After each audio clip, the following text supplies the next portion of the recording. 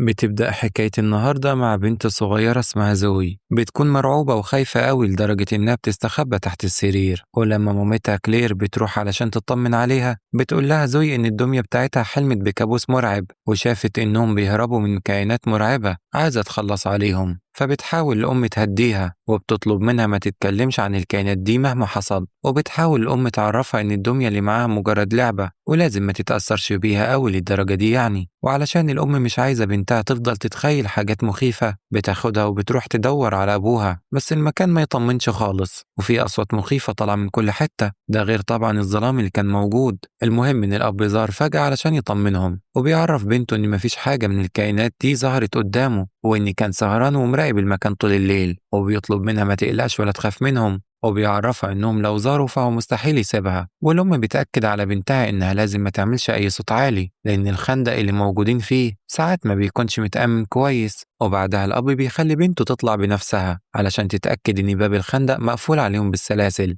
لكن هم محبوسين هنا ليه؟ ده اللي هنشوفه دلوقتي يا صديقي. المهم إن زوي بتروح وتعمل علامة على الحيطة وبيظهر إن ده تقويم بعدد الأيام العاشوها هنا، وبيظهر إنهم من زمان قوي وفضلوا محبوسين في الخندق ده أكتر من 300 يوم. ولما بيجي ميعاد الفطار زوي بتكون نفسها رايحة للخوخ، لكن للأسف بحكم الظروف اللي هم فيها الأم بتفضل إنها تاكل الفاصوليا علشان تمدها بالبروتين وعلشان يقدروا يعيشوا ويستحملوا الظروف اللي هنا. والأب لما يعرف إن بنته مصممة تاكل خوخ بيخاف إنها تطلع صوت يستفز الكائنات المستخبيين منها، فبيحاول يكسر الشر ويعمل اللي هي عايزاه. فبيقول لمراته إنهم هياكلوا خوخ وبيروح بسرعة علشان يفتح مواسير المية اللي بيشربوا منها، وبيتفاجئ إن المصدر نفسه عطلان كالعادة، فبيحاول بكل قوته إنه يصلحه. وعلى آخر لحظة بينجح، وساعتها حصلت حاجة أخطر بكتير لأن زوي بتلاحظ إن الخوخ اللي كانت ناوية تاكله مبقاش موجود، وده معنى إن في حد سرقه. فقبل ما يشكوا في بعض بيروحوا علشان يطمنوا على بقية علب الأكل، وبيلاحظوا إن معظمها كان فيه فتحات صغيرة. فعلى طول الأب بيغير الموضوع علشان محدش يشك في اللي حصل،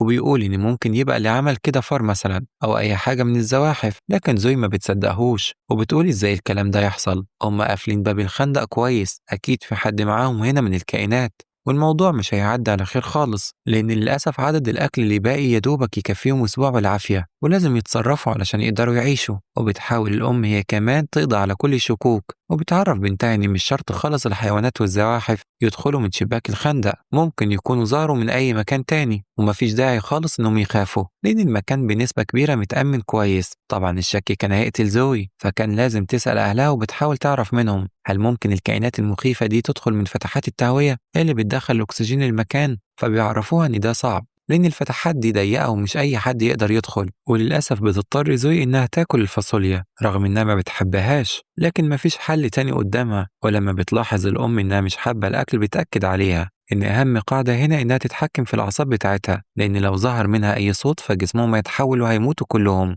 وواضح إنهم متصابين بفيروس معتمد على أعصابهم ومدى قوة تحكمهم في الأعصاب بتاعتهم. الأب بيحاول يهدي بنته مرة تانية وبيطلب منها تكون شطورة وتاكل علشان يبقى عندها قوة تستحمل وتعيش، وبيوعدها إن في يوم من الأيام هيطلعوا من الخندق المخيف ده، لكن بعد ما يتأكدوا إن العالم بره سليم. وكمان بيبدأ إنه يلعب معاها علشان ينسيها اللي حصل أو على الأقل ما تفكرش في حاجة أو أعصابها تتأثر، لأن زي ما قلنا يا جماعة أي صوت عالي أو انفعال منهم جسمهم هيتحول وممكن تتعرض حياتهم للخطر. وبعد يوم طويل بيبقى واضح على راي إنه تعبان لأنه فضل طول الليل سهران وحارس المكان. بيعرف مراته إن الخطوة اللي جاية هتكون الأصعب على الإطلاق لأنه غصب عنه لازم يخاطر ويطلع بره الخندق علشان يشوف هيجيب أكل منين، لأن لو فضلوا كده هيموتوا ومحدش هيسأل فيهم. كلير بتبقى مصدومة من اللي هي سامعاه لكن في نفس الوقت عارفة إن مفيش حل تاني غير كده، وبيبعتوا البنت الصغيرة مرة تانية علشان تكشف لهم اللي بيحصل من شباك الخندق، وبيبقى معاها عصاية موجود فيها أكتر من عدسة بحيث تشوف كويس اللي بيحصل بره. وبتتخض زوي لما بتبص في العدسة وبتعرف إن العالم بره فاضي ومفهوش غير كائنات مخيفة موجودة في كل حتة. فبتحاول الأم تعرف منها تفاصيل أكتر علشان كده بتسألها إن كانت شايفة المخرج الرئيسي للخندق ولا لأ، فبتقول البنت للأسف لأ لأنهم مغطيينه كويس بأكتر من غطا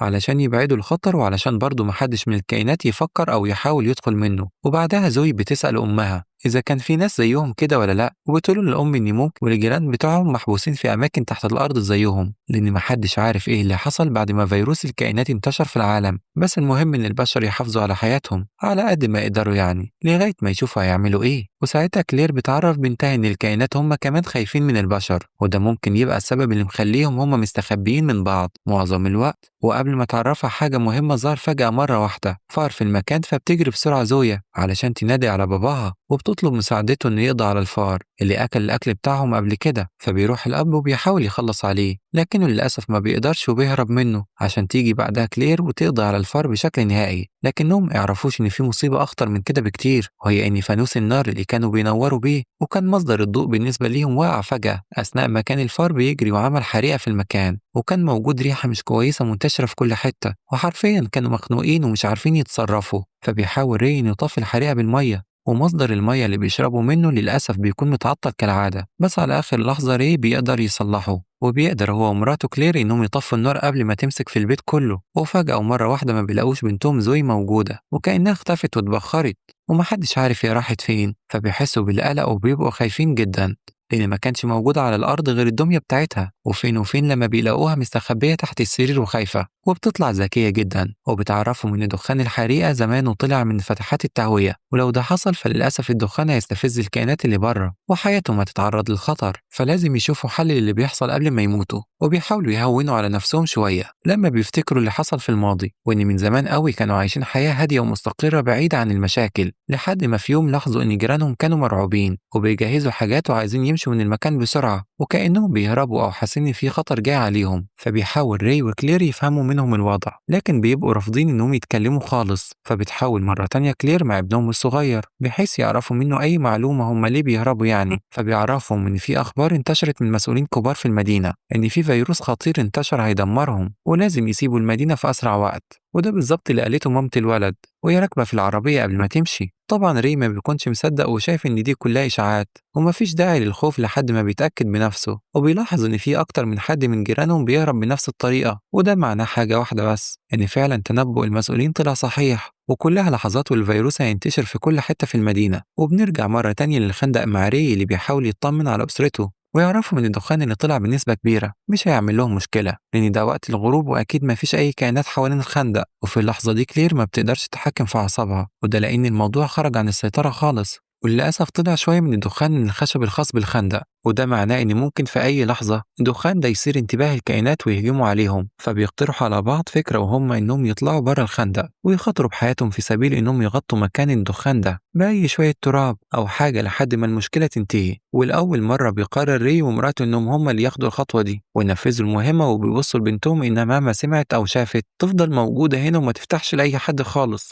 وفعلا أول ما بيطلعوا بتكون أصوات الخطوات بتاعتهم ظاهرة، وبتبقى بنتهم زوي مرعوبة وحاسة بالخوف عليهم لكن ما فيش في إيديها أي حاجة تعملها. وساعتها حصلت كارثة كبيرة، وبتلاحظ زوي من العدسات اللي كانت بتشوف بيها المنطقة من بره إن في كائن مخيف ظاهر من بعيد في الغابة، وده معناه إن ممكن يهجم على أبوها وأمها. فبتصرخ بصوت عالي وبتطلب منهم يرجعوا في أسرع وقت لكنهم ما بيبقوش سامعين، فما بيكونش في حل غير إنها تطلع تنبههم بنفسها. وأول ما بتفتح باب الخندق ما بتلاقيش أي أثر لحد، وده بيخليها تترعب أكتر وبتفضل تجري زي المجنونة في كل حتة وبتنادي بأعلى صوت على أبوها وأمها، رغم إنهم محذرينها كويس قوي إن الصوت العالي بيستفز الكائنات وممكن أجسامهم أصلا تتحول. لكن غصب عنها هي عايزة تشوفهم وتطمن عليهم بأي طريقة. وفجأة بتظهر أمها وبيرجعوا يتقابلوا مرة تانية كلهم مع بعض، وبيحاولوا يرجعوا للنفق قبل فوات الأوان. بس ساعتها بيشوفوا مجموعة من الغزلان بتجري في كل حتة وكأنهم بيهربوا من حاجة، واحنا مغمضين يا صديقي. الحاجة دي أكيد هتكون كائن مرعب هو اللي عمل الأزمة دي كلها في المدينة. لكن خلينا نشوف زوي وأهلها بيرجعوا مرة تانية للنفق وبيتكتب لهم عمر جديد.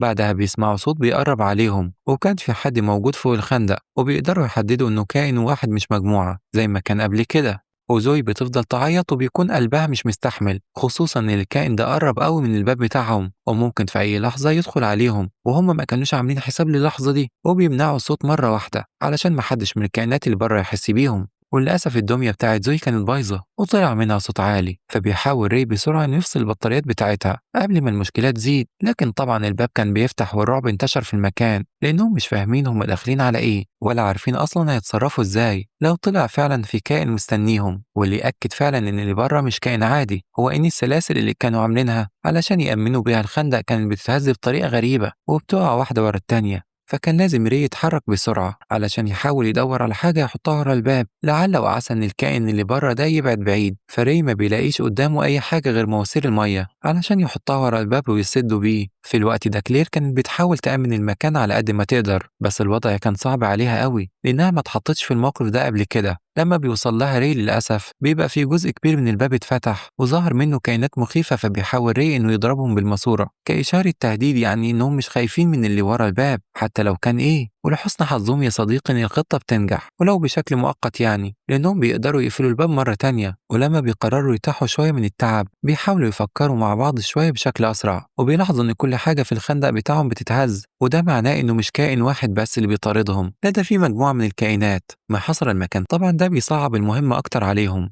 لكن ما قدامهمش حل غير إنهم يصمدوا لآخر لحظة لحد ما الفرج يجي لهم. محدش عارف المستقبل مخبي إيه، لأن في الماضي مثلا بنشوف اللي حصل مع عيلة ري وبنعرف إنهم فعلا قرروا يسيبوا المدينة خالص ويمشوا منها بعد الأخبار اللي اتسربت عن الفيروس الخطير اللي انتشر في المدينة. لكنهم أول ما اتحركوا بالعربية علشان يمشوا بيلاحظوا إن في عربيات كتير كانت راجعة في نفس الطريق، وده معناه إنهم بيهربوا من حاجة قابلتهم في وشهم. بس بعد وقت مش كبير بتظهر طيارة هليكوبتر من الشرطة وبتحذر كل المواطنين إنهم لازم يستخبوا بأقصى سرعة لأن الموضوع ما يطمنش خالص، وما ينفعش أي حد يمشي في الشارع زي زمان، ولازم كلهم يستخبوا في مخبأ لحد ما الأزمة تعدي على خير. وطبعا الموضوع شبه مستحيل يا صديقي لأنهم بيبقوا شايفين قدامهم أضخم جبل في المدينة بيتهز، وده معناه إن وراه حاجات مش طبيعية. بنرجع مرة تانية للحاضر وبنشوف ري وعيلته اللي بيبقوا واقفين في موقف صعب جدا ومش عارفين هيعملوا إيه لأن الوضع بقى شبه مستحيل عليهم. وللأسف الكائنات قدرت إنها تدخل من الفتحة اللي كانوا عاملينها في الخندق وما كانوش ناويين على خير خالص. طبعا ري أخد عيلته وحاولوا إنهم يهربوا ويقاوموا لآخر نفس في حياتهم، وقدروا إنهم يعملوا نار بحيث إنهم يعني يخوفوا الكائنات شوية، بس النار دي مصيرها تنطفي ولازم يلاقوا حل أسرع من كده لو عايزين يعيشوا. وطبعا ساعتها ري ما لقاش قدامه أي حل غير إنه يطلع هو وأسرته من فتحات التهوية ويسيب الكائنات جوه الخندق. وعلى طول كلير بتبدأ بنفسها علشان تتأكد إن المكان أمان وما فيهوش أي خطر، ولما بتشوفه بتتأكد بنفسها بتعرف الباقيين علشان يطلعوا بسرعة. لكن للأسف الوضع صعب شويتين تلاتة لأن الكائنات موجودة في كل حتة وأي غلطة ممكن تكلفهم حياتهم. وللأسف حتى ري بنفسه مش قادر يطلع من الفتحة لأنه بذل مجهود كبير قوي في الهروب ومش قادر حتى ياخد نفسه، وده بسبب إن فتحات التهوية المفروض إنهم يخرجوا منها كانت ضيقة قوي ومش مناسبة خالص للخروج، لكنه على الأقل كان لازم يحاول. وللأسف بيكون فات الأوان، ما بيقدرش الكائنات يوصلوا له ويشدوه معاهم، فبيودع مراته في منظر صعب جدا وبيطلب منها تخلي بالها كويس قوي من زوي بنتهم. ومرة واحدة بنسمع صوت صريخ ري وهو بيستغيث وبيطلب المساعدة، لكن كلير وبنتها كان لازم يمشوا بسرعة قبل ما يموتوا هما كمان. ومن كتر ما كانوا مش مركزين الدمية بتاعت زوي بتقع وبتعمل صوت والمهمة بتصعب عليهم، وبيفضلوا ماشيين لحد ما طلعوا خارج المدينة كلها. بس المفاجأة هنا يا صديقي إنهم لما بيبصوا فوقيهم بيلاقوا طيارة هليكوبتر بترمي عليهم شبكة وبيتمسكوا هما الاتنين، وفجأة مرة واحدة بيقتحم المكان مجموعة من القوات الخاصة وشكلهم بشر عاديين. واضح كده إن هما دول مصدر الرعب وإن عيلة ري كانوا بيهربوا منهم طول الفترة اللي فاتت، وبيبدأوا يسحبوا دم من زوي وأمها علشان يحللوه. وفي الوقت ده كلير بتربط الأحداث وبتفتكر شوية من الماضي وإن آخر مرة لما كانت موجودة عند الجبل ولاحظت إن في حاجة بتتهز وراه كانت عبارة عن طيارات حربية بتضرب قذايف في كل حتة وبتدمر المدينة. وساعتها ري وباقي عيلته وكل الناس اللي كانوا موجودين كانوا خايفين على حياتهم، فأول فكرة جت في دماغهم ساعتها إنهم يروحوا يستخبوا في ملجأ أو خندق سري لحد ما الأمور تهدى شوية، وبدأوا إنهم يتسلقوا الجبال وما كانش في دماغهم أي حاجة غير إنهم يحموا نفسهم من القذايف اللي بتطلقها الحكومة على المدينة. وفجأة مرة واحدة بيلاحظوا إن المكان تحتهم بينفجر ونهايتهم للأسف بتكون قربت خالص، والقدر بيلعب لعبته وبيقدروا على آخر لحظة إنهم يوصلوا لباب الخندق اللي استخبوا فيه. وطبعا أصوات النار كانت حواليهم في كل حتة والوضع خرج عن السيطرة خالص لأن كلير اتصابت من باب الخندق وهي نازلة وإيديها كانت بتنزف دم، لكن الغريب إن الدم ده كان لونه أسود يا صديقي، وده معناه إن جسمها اتفيروس وكلها لحظات بسيطة وهتتحول. بنرجع مرة تانية للحاضر مع كلير المسكينة هي وبنتها المحبوسين في شبكة وبيسحبوا منهم كمية دم رهيبة وبيبقى فعلا لون الدم أسود، وده أكبر دليل إنهم مصابين بالفيروس المنتشر في المدينة. وقائد فرقة العمليات الخاصة بيعتذر لكلير على اللي هيعملوه دلوقتي وبيقولوا إنهم مضطرين يقتلوهم علشان ما يعدوش الناس والمشكلة تنتشر أكتر. وهنا كلير بتدخل في نوبة عصبية جديدة لأنها خايفة على بنتها ومش عايزة يعملوا فيها حاجة، وللأسف صوتها العالي بيظهر وده الشيء اللي كان ممنوع على عائلة ري، وبيبدأ الفيروس يظهر عليها وبتتحول وبيبقى شكلها مخيف جدا. وده نفس اللي حصل مع ري لأنه لما جالهم علشان يساعدهم للأسف جسمه كان مليان تشوهات وواضح إن الفيروس اتمكن منه لدرجة إنه كان بيهجم على كل الضباط اللي كانوا حواليه لغاية ما فجأة مرة واحدة بيفرغوا أسلحتهم فيه ويخلصوا عليه. أما كلير وبنتها فبيحاولوا إنهم يقاوموا لآخر لحظة لكن مفيش فايدة والوضع بيكون صعب جدا وما بقوش قادرين يستحملوا أكتر من كده، وكلير بتتصاب بطلقة وبتقع على الأرض والجنود بيهربوا منها علشان يتأكدوا إنها خلاص ماتت. وفي الوقت ده زوي والفيروس انتشر في جسمها لما ما قدرتش تتحكم في أعصابها وطلع منها صوت عالي وهي كمان بتحاول إنها تهجم عليهم وتدافع عن مامتها، بس لأن الأعراض الفيروس خطيرة فللأسف زوي ما بتقدرش تتحكم في الوعي بتاعها وبتتوتر وبتكون عايزة تهجم على مامتها وتخلص عليها. بس على آخر لحظة كلير بتحاول تعرفها بنفسها وتفكرها بذكرياتهم الجميلة مع بعض لغاية ما أعراض الفيروس بتهدى شوية وبيرجعوا لطبيعتهم مرة تانية. وبتحاول زوي وأمها يهربوا قبل ما القوات تخلص عليهم، وأثناء ما كانوا خلاص داخلين ملجأ سري واعتقدوا إن الموضوع انتهى بيدخل عليهم ولد صغير بيعرفهم إنه تبع جيرانهم وبيعرض عليهم إنهم يكونوا ملجأ كبير تحت الأرض ويقعدوا مع بعض وبيبقى خاص بكل الناس المصابين واللي الحكومة رافضة وجودهم. وبس كده بينتهي فيلمنا.